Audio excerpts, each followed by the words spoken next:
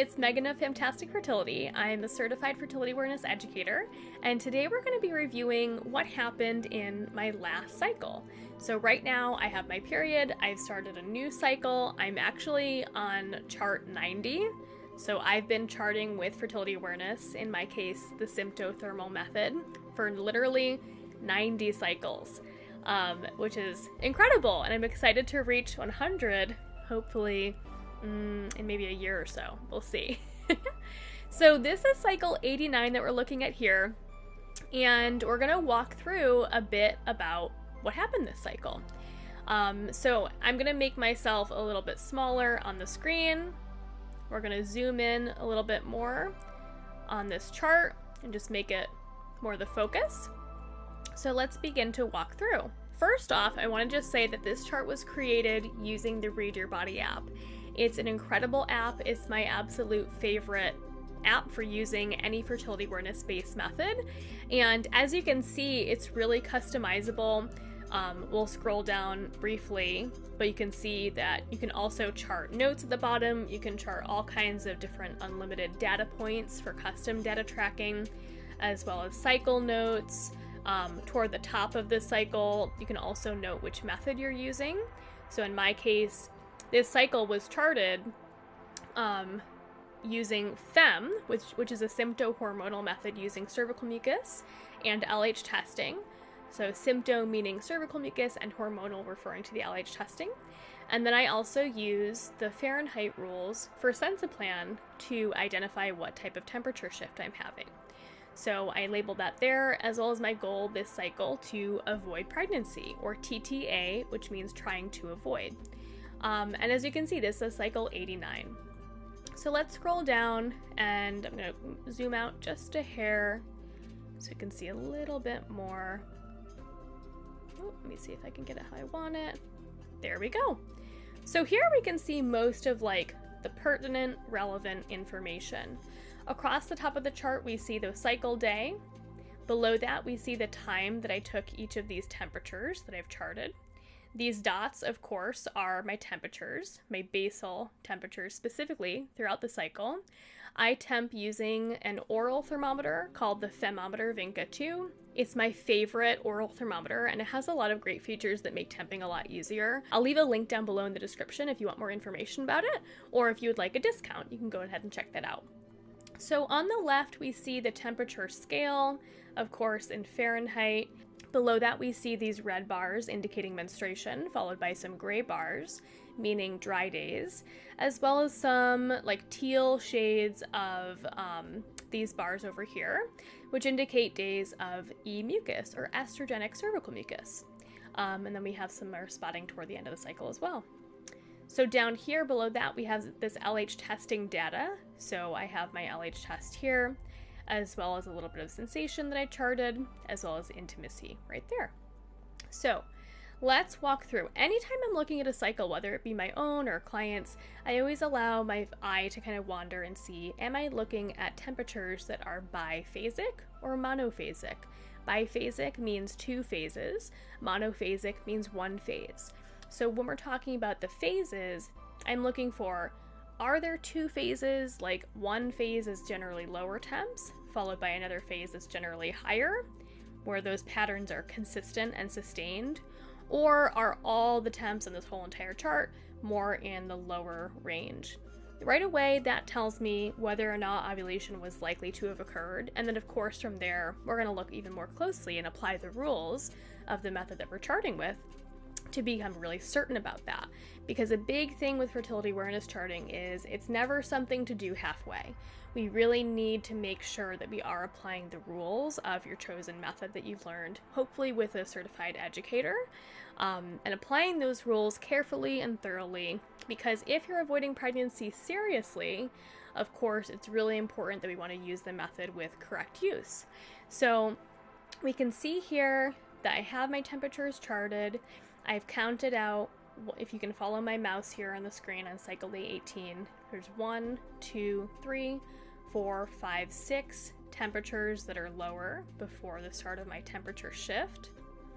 The temperature shift, of course, follows only after ovulation has occurred. and it's something that we need to see sustained over the course of at least several days before we can actually call it a real temperature shift. It's also really important for that temperature shift to line up well with what's going on with my cervical mucus. Cervical mucus, LH testing, and temperatures, they all need to tell the same story about what's going on with my cycle and my hormones. So these 3 different biomarkers or markers of fertility and infertility need to be on the same page. They need to reflect the same story of what's going on hormonally inside my body. And what's great about charting is by charting these on this chart here, you can see it play out pretty obviously. And we'll walk through a little bit more about what that means.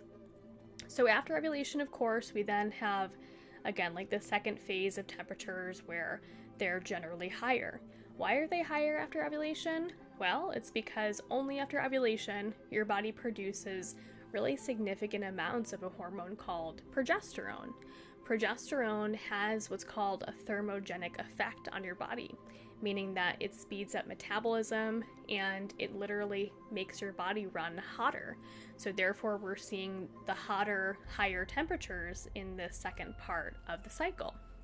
So I establish my lower temperatures, I draw my cover line here according to the rules, and then I'm marking my temperature shift here according to the Fahrenheit rules for Sensiplan with this shift right here.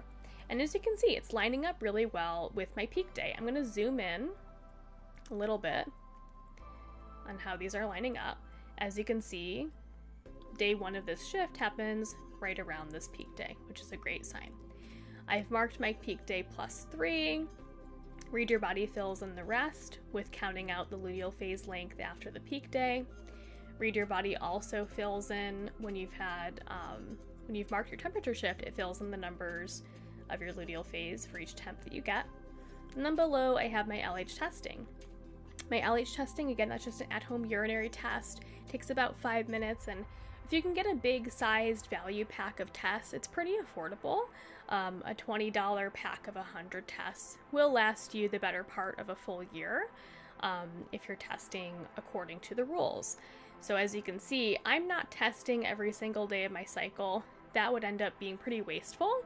And that's what's also great about using an official method is it helps you to identify more clearly when you should actually be testing so that you can get an accurate result and not be wasting tests and wasting money. So it's helpful to kind of zero in on when you should be testing. So I got my positive LH test. That means that ovulation is not guaranteed, but is very likely to happen within the next 24 to 36 hours following after that positive. So I mark that out with a count of 4 to follow. All of these notations that I'm mentioning are really important. They're specific rules that have been developed according to a method, and the way that these 3 things interact, my temperatures, my cervical mucus, and my LH testing, again, it's important for them to all be on the same page, to all happen kind of around the same time in the cycle, and to align well. So based on all this information, I can know for this cycle that yes, I did ovulate. I'm meeting the rule for a valid temperature shift. It's happening right around the same time as my valid peak day +3, and that's also happening around the same time as my LH day +4. And so all these things align. That all tells me that yes, I did ovulate, which is really important to have regular ovulation. Only through regular ovulation can your body produce healthier levels of natural sex hormones, which you need for all these other processes in your body. Our whole body is an interlocking system. So your reproductive system, where this is all happening, is not at all separate from what's going on in the rest of your body. Everything is working together in tandem, and what's going on with your ovulation cycle has an immediate direct impact on things like bone health, bone density, breast health, brain health, your sleep pattern, things like that. So it's really important when you're experiencing a natural cycle to be ovulating regularly. And we can do all kinds of things to help support our bodies to do that and to achieve that. Of course, some people definitely may have like hormonal imbalances or reasons why Their body may not be ovulating regularly. And in that case, obviously, it would be important to identify that on the chart and see what's going on. And from there, using that chart as a helpful diagnostic tool, you can then bring that to your doctor and say, hey, I have the data of what's going on in my cycle. Let's talk about this and let's see, why am I not ovulating? What's going on? Like, let's talk about other lifestyle factors for me. Let's talk about stressors. Let's maybe do some lab work and blood tests to see what's going on and get an actual diagnosis that's proper so that you can then go ahead and receive treatment to help your body toward this healthier, balanced state, so that you can be more imbalanced again throughout the body, because it's not just about reproduction, it's also a reflection of your overall health. So from here down below, I'm just going to point out, it's a little bit less relevant to this particular review, but just to kind of show you some features of the app, I'm noting how much e-mucus I'm seeing in the notes section. And then I also noticed over here, I wrote bump on the cervix. And so I noticed in my luteal phase this cycle, it actually felt a little bit of a bump on the cervix. Now that's not necessarily something to be alarming. It's something that I'll continuously check on every few weeks to see if it's going away. Bumps on the cervix can tend to come and go over time. It can be normal to have one once in a while, but it should go away eventually. If it's something that I'm noticing after a while is not going away, especially if it's changing in like its texture, that's when I'm definitely going to be contacting my doctor to see if I need to explore that further and to go from there. So that is something really important to chart when it happened so that I can keep tabs on how long it's been since I've noticed that.